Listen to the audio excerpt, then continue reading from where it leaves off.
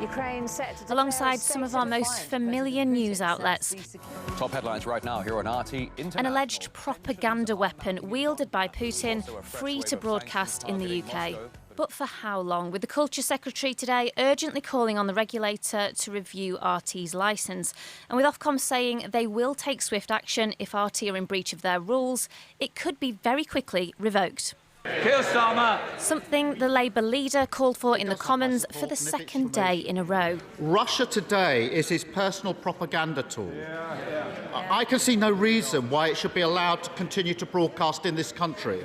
The Prime Minister was keen to reassure MPs, though, that any decision would be independent. I think it's important that we should leave it up to Ofcom rather than to politicians to decide which media organisations to ban. That's what Russia does.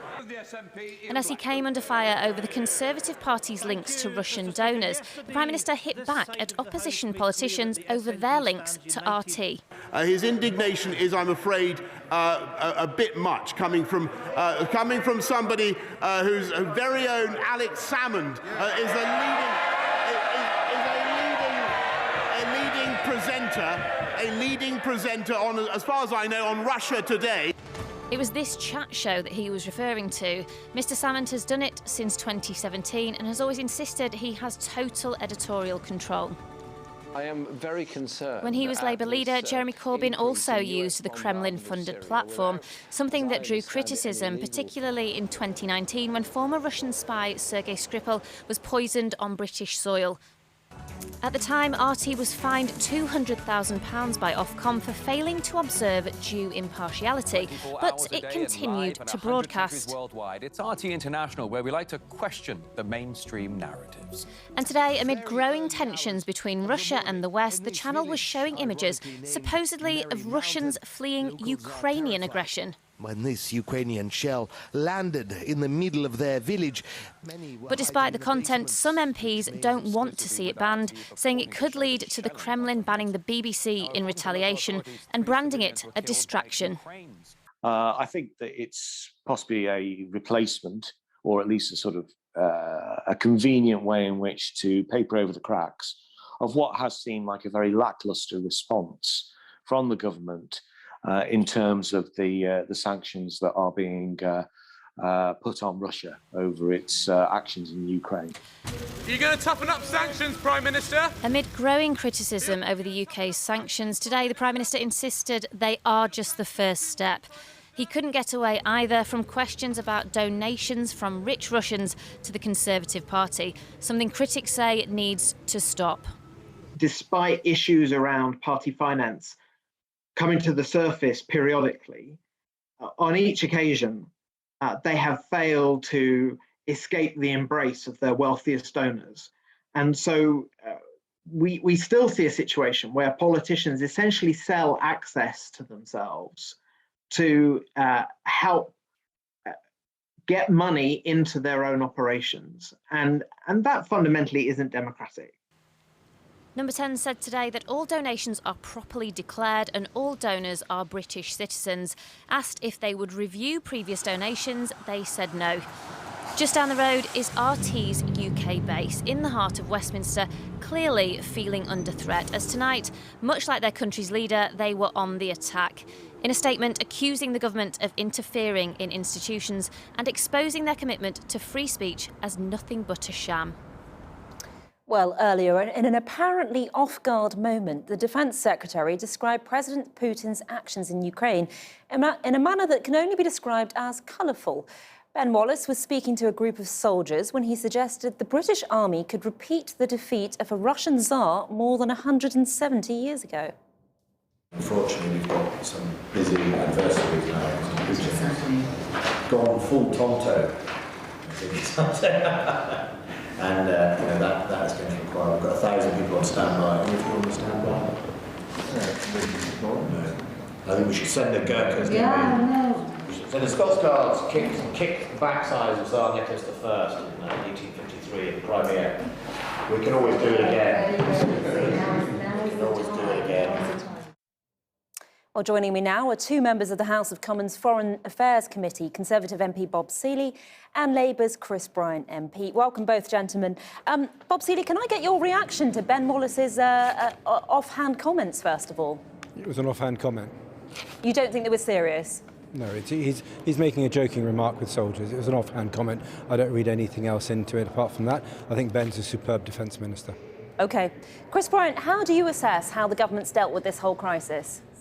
I think it's just been weak. Look, yesterday the Prime Minister announced 5 tiny tiddler banks are being sanctioned and 3 people who've already been sanctioned by the United States of America since 2014 were being sanctioned by the UK. The EU has gone considerably further. Yesterday afternoon, the Prime Minister added, or the Prime Minister's spokesman added, that we were going to be sanctioning members of the Russian Duma, the parliament, who'd been involved in the decision to support President Putin's incursion into the Donbass region. And this morning we find out that, no, they haven't got the legislation ready, so we can't, unlike the EU, which has gone ahead and done it. So I'm fully in favour of us marching lockstep together. But the problem is, at the moment, it feels as if the UK is running about 50 metres behind. And I know that there is complete unity in the House of Commons about the need to address the problem of Russian territorial aggression. It's sort of hybrid warfare that it's been waging against the West for some time. And I think there's quite a lot of anxiety on both sides of the House that we haven't dealt with any of the issues of dirty foreign money swilling around in the British system, even though Bob and I are both on the same committee, the Foreign Affairs Committee, that recommended significant action back in 2018, and none of that has happened yet. OK, I want to come on to that point in just a second, but let's just get your reaction to that, Bob Seely, the idea that the government has been weak. OK, I mean, there's a big question. When it comes to stuff like economic crime stuff and not doing enough over the last few years, guilty. Lacking a strategy over the last 10 years, guilty. Not thinking through, not seeing what Putin was doing since 2007, Labour, coalition, Tory governments, guilty. So I think there's been a huge failure to deal with a resurgent Russia in the same way there's been to deal with a resurgent China. But that's got to do with our wider politics, and that affects all parties that have been in power since 2007. On the specific issue of sanctions now, I am one of the few people who are outside government who has sympathy with what the government said yesterday, because whether we like it or not, de facto, the Russians are going into territory that they annexed in 2014. This was terrible, but the time to have those sanctions for invading that territory was back in 2014, not now. They have not taken new territory. Therefore, whether one likes it or not, and I'm supporting the government on this element, the government position is logical because they have to wait until the battle starts before they come down with heavier sanctions. And on that, I think I accept the government's point. OK, Chris Bryant, you're making a funny face. Why? Sorry to be making a funny face. I disagree with Bob on this because I think the government is just chaotic about it. They haven't decided whether this is just. They keep on saying this is a first barrage, but 2 weeks ago they were saying that if a single Russian boot went into Ukrainian territory, including in the separatist held territories, then there would be very fierce sanctions come into play. And at the moment, it's been a feather duster, and Putin is just brushing it away. Medvedev effectively said as much. And the other point is, we're meant to be marching in lockstep with the EU and the United States of America, both of which have implemented far greater sanctions than we have already. The Prime Minister doesn't even know the names of the territories. He keeps on getting the names wrong. Well, can I just ask you, Chris Bryant, your leader earlier in the House of Commons talked about a flood of foreign money drowning our politics. What did he mean specifically? Well, if, for instance, you look at the Tier 1 visas, which have been doled out, unfortunately, it was introduced originally in 2008 by the Gordon Brown government, of which I was a member. But since from 2012 roughly to 2015, it was spotted that this was a really problematic security issue, the number of people we were giving Tier 1 visas to. And then suddenly, of course, now the government is able to say, well, these are people with British citizenship, and therefore they are allowed to give money to the Conservative Party. The truth is, with somebody like Lyubov Chernyshkin, what has happened is the Tories gave her British nationality, so she's a dual nationality, not just Chris British. Bryant, I don't want to get into money naming names at this point because those people aren't here to answer for themselves. Let's just put that to Bob Seeley. Your party is being accused of raking in donations from Russian oligarchs. How do you respond to that?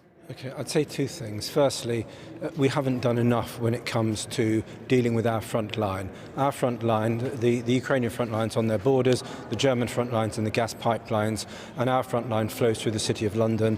It's about the influence peddlers, the financiers, and the law firms making good money out of these people. This is a significant structural problem. We need a foreign lobbying bill badly in this country, and we need to bring in other laws.